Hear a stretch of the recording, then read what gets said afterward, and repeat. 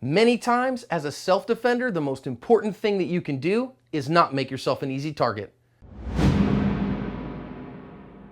Hi everyone, this is John with today's active self-protection lesson out of the Dominican Republic. Shows us here an attempted armed robbery that is going to be successfully fought off by the intended victims. It's going to teach us some important lessons about situational awareness, particularly in transitional spaces, and about how definitive action to protect yourself will usually win the day.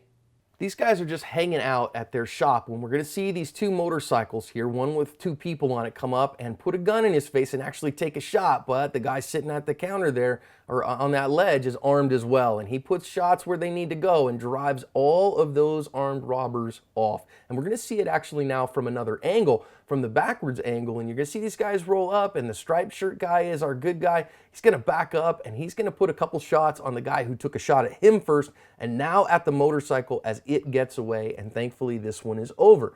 Now, if you go to our website, there are 8 lessons there for everybody, but let's talk about some of the most important ones here. The first one is situational awareness. These guys are kind of hanging out and paying attention when this threat comes their way. Now, I'm not going to say in the United States that 2 people riding a motorcycle is a likely armed robbery, but in many places it is. So knowing what the triggers are in your neck of the woods and what those pre-attack cues are is very important.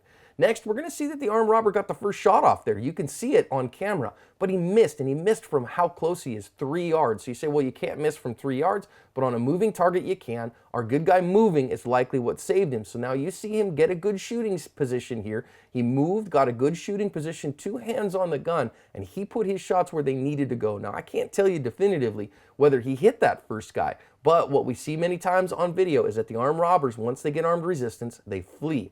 Now, our good guy here, he then takes from the first one and he doesn't get tunnel vision, goes over to the second one. But I want you to pay close attention and be careful on this one, because if you look at his backstop here, or look at what he's got in between. I can't tell you definitively that the first guy on the motorcycle was a threat. I don't know, maybe he was, but I wasn't there. I couldn't tell on video. But at any rate, you got to watch your backstops here, and you got to watch what's between you and your target as well. Finally, these guys do take pretty good follow-up. They look back and forth and see what's going on. And now I'm going to tell you, get out of the danger zone if you possibly can. All in all, this guy had a little bit of luck. He moved well. He used his firearm effectively, and he protected everyone around him and covered his asp.